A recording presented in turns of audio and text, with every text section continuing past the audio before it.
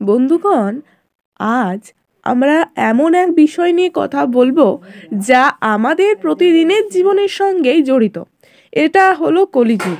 শাস্ত্রে বলা আছে চারটি যুগ আছে: সত্য, ত্রেতা, দ্বাপর, তারপর আসে কলি।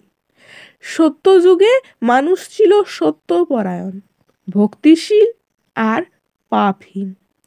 ত্রেতা যুগে রামের অবতার হয়েছিলেন, দ্বাপরে শ্রীকৃষ্ণ।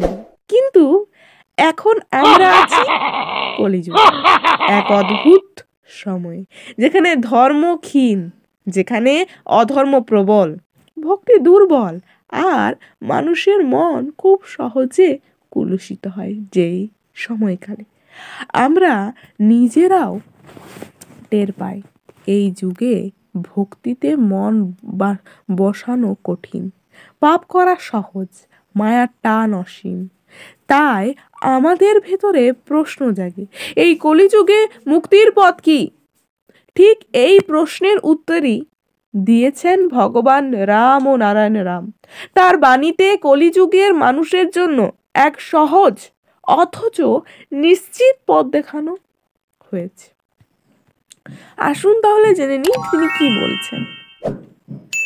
ভগবান রাম ও নারায়ণ রাম কলিযুগ নিয়ে এক অদ্ভুত সত্য বলেছেন। তিনি বলেছেন, কলিযুগের মানুষের জীবন যেন এক নদীর স্রোতের মতো, যেখানে ঢেউ মানেই ব্যথা, যেখানে ঢেউ মানেই কষ্ট আর পাপের টান।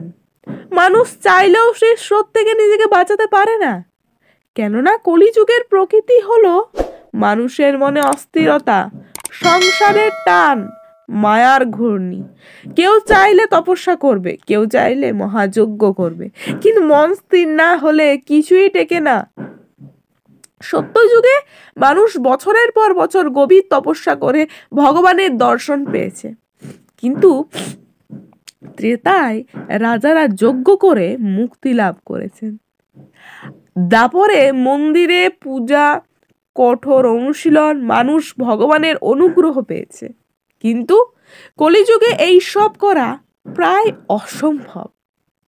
ভগবান তাই করুণা করে বলেছেন, কলিযুগ শুধু নাম জপেই মুক্তি সম্ভব।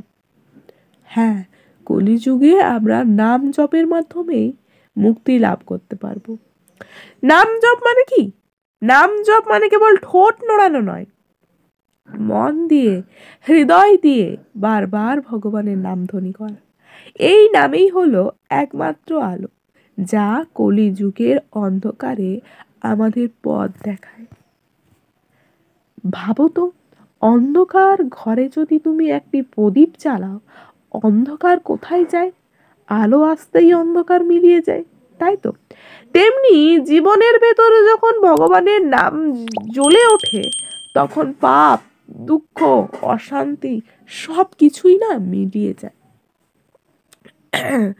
ভগবান বলেছেন, কলিযুগে মানুষের দেহ দুর্বল, মন ভঙ্গুর, বিশ্বাস অতি ক্ষীণ। তাই তিনি নিজেই পথ সহজ করে দিয়েছেন।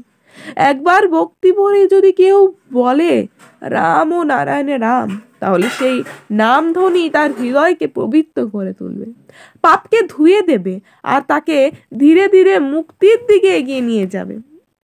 এমনকি শাস্ত্রেও আছে, যদি কেউ অসাবধানতায়, খেলার ছলে, এমনকি ঠাট্টা করেও ভগবানের নাম নেয়, তবুও সেই নাম তার জীবনে আশীর্বাদ হয়ে আসে। কারণ নামের শক্তি এতই প্রবল, এতই মহৎ।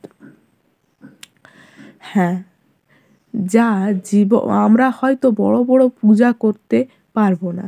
হ্যাঁ, তাহলে বুঝতে পারছো, কলিযুগের মতো কঠিন সময়েও আমাদের জন্য ভগবান একেবারে সহজ পথ খুলে রেখেছেন।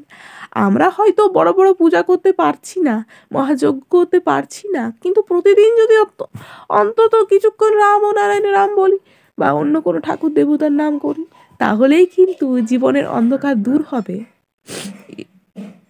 তাই নয় কি? তাই সকলকে বলবো, ভক্তি ভরে একবার কমেন্টে রাম ও নারায়ণ রাম লিখুন। রাম ও নারায়ণ রাম। আজ এখানেই পাঠ পর্ব শেষ করছি। সকলে খুব ভালো থাকবেন। আগামীকাল আবারও নতুন পাঠ পর্ব নিয়ে আসবো। রাম ও নারায়ণ রাম, রাম ও নারায়ণ রাম, রাম ও নারায়ণ রাম।